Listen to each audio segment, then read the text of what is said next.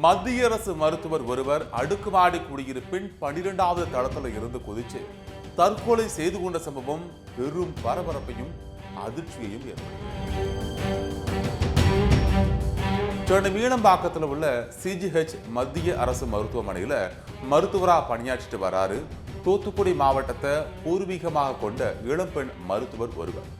இந்த நிலையில பெருங்களத்தூர் ஸ்ரீராம் கேட்ட இருக்கக்கூடிய 12 மாடி கொண்ட அடுக்குமாடி குடியிருப்புல உறவினரை சந்திக்க சொன்ன நிலையில அடுக்குமாடி குடியிருப்பின் 12வது தளத்துல இருந்து குதிச்சு தற்கொலை செஞ்சு கொள்றாரு.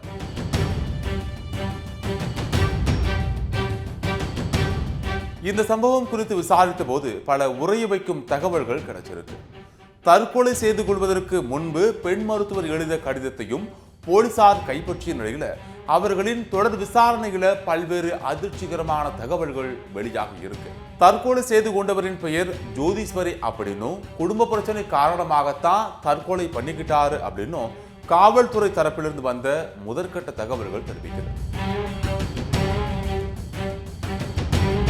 பெண் மருத்துவர் ஜோதீஸ்வரியின் தந்தை சிதம்பரம் பகுதியில் மளிகை கடை நடத்தி தான் தன்னுடைய மகள்கள் 3 பேரை படிக்க வச்சிருக்காரு. 3 பெண்கள்ல ஜோதீஸ்வரி படிப்புல கெட்டிக்காரியாக இருந்து MBBSல கோல்டு மெடல் வாங்கியிருக்காரு. தொடர்ந்து MS முடிச்சு மத்திய அரசு பணிகளை இணைகிறாரு ஜோதீஸ்வரி. இந்த நிலையில கடந்த நவம்பர் மாதம் பெற்றோர்கள் பார்த்த மாப்பிள்ளையான IT ஊழியரான ஜோதீஸ்வரனை திருமணம் செய்திருக்காரு. திருமணம் முடிந்து கணவன் மனைவி இருவரும் முதல் 3 மாதங்கள் புனேயில ஜோதீஸ்வரி மருத்துவரா வேலை பார்த்த போது மட்டுமே ஒன்றாக வாழ்ந்திருக்காங்க. அதன் பின்னர் பல்வேறு காரணங்களால கணவன் மனைவி இடையே தகராறு ஏற்பட்டிருக்கு. IT கலாச்சாரத்தில் ஊறிப்போன ஜோதீஸ்வரன் தனக்கு முக்கியத்துவம் கொடுக்காம பல்வேறு தீய பழக்கங்களை தன்னை ஈடுபடுத்திக் கொண்டு டேட்டிங் ஆப் மூலமா 30க்கும் மேற்பட்ட பெண்களிடம் தொடர்பு வைத்திருந்தது தெரிய வர உடைந்து போனாரு ஜோதீஸ்வரி. ஆசையா திருமணம் செய்த கணவன் தன்னை உதாசீனப்படுத்தி வர்றத அறிஞ்ச பெண் மருத்துவர் கணவரின் லேப்டாப்பை பரிசோதனை செய்தார். அப்போது இன்னும் அதிர்ச்சி அவருக்கு காத்திருந்துச்சு. அவர் பல பெண்களுடன் தொடர்பில் இருக்கும் விஷயம் தெரிய வந்து மனம் நொறுங்கி போனாரு ஜோதீஸ்வரி. இதைத் தொடர்ந்து ஜோதீஸ்வரன் மனைவியை பிரிஞ்சு சொந்த ஊருக்கே சென்று வீட்டில இருந்தே பணிபுரிஞ்சிட்டு வந்ததாகவும் அவ்வப்போது மட்டும் மனைவியை பார்க்க சென்னை வந்து சென்றதாகவும் கூறப்படுது. இந்த நிலையில கோடம்பாக்கத்துல அறை எடுத்து தாயுடன் தங்கி மீனம்பாக்கத்துல உள்ள CGH மத்திய அரசு மருத்துவமனையில பணிபுரிஞ்சிட்டு வராரு ஜோதீஸ்வரி. தொடர் விடுமுறை காரணமா உறவினர்கள் பெருங்களத்தூர்ல இருக்கக்கூடிய ஜோதீஸ்வரியின் சகோதரி முத்துலட்சுமி வீட்டிற்கு வந்திருக்காங்க. இந்த நிலையில தான் பெருங்களத்தூர் ஸ்ரீராம் கேட்ல இருக்கக்கூடிய அடுக்குமாடி குடியிருப்பில் வசித்து வரக்கூடிய சகோதரி முத்துலட்சுமி வீட்டிற்கு சென்றிருக்காரு ஜோதீஸ்வரி.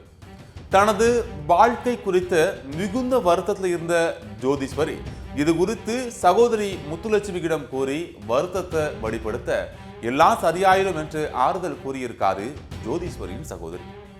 இதனைத் தொடர்ந்து சகோதரி வீட்டில் இருந்து கடும் மனவேதனையோடு மாலை வீட்டிற்கு புறப்பட்ட ஜோதீஸ்வரி குடியிருப்புல இருந்து லிப்ட் மூலமா அடுக்குமாடி குடியிருப்போட 12வது மாடியின் மொட்டை மாடிக்கு சென்றிருக்கார்.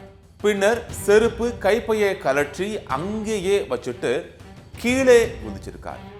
இதுல பலத்த காயம் ஏற்பட்டு சம்பவ இடத்திலேயே அவர் பரிதாபமாக உயிரிழந்திருக்கார். அவரது உடலை மீட்ட போலீசார் குரோம்பேட்டை அரசு மருத்துவமனைக்கு அனுப்பி வச்சு வழக்கு பதிவு செய்து தீவிர விசாரணையை மேற்கொண்டு வராங்க. திருமணமான 10 மாதத்திலேயே இளம்பெண் தற்கொலை செய்து கொண்டிருப்பதால தாம்பரம் RTOவும் விசாரணையை மேற்கொண்டு வராங்க. சமூக ஊடகங்களின் தாக்கம் நாளுக்கு நாள் அதிகரித்து வரக்கூடிய நிலையில ஆபாச டேட்டிங் ஆப் மூலமாக பல்வேறு குடும்பத்துல குழப்பமானது ஏற்பட்டிருக்கு. இதனால இது போன்ற சோக முடிவுகள் ஏற்பட்டு வரதாகவும் இந்த ஆபாச டேட்டிங் ஆப்களை பயன்படுத்துபவர்கள் கவனமா விழிப்போடு இருந்து அவற்றை தவிர்க்க வேண்டும் அப்படின்னும் காவல்துறையினர் வேண்டுகோள் விடுத்திருக்காங்க.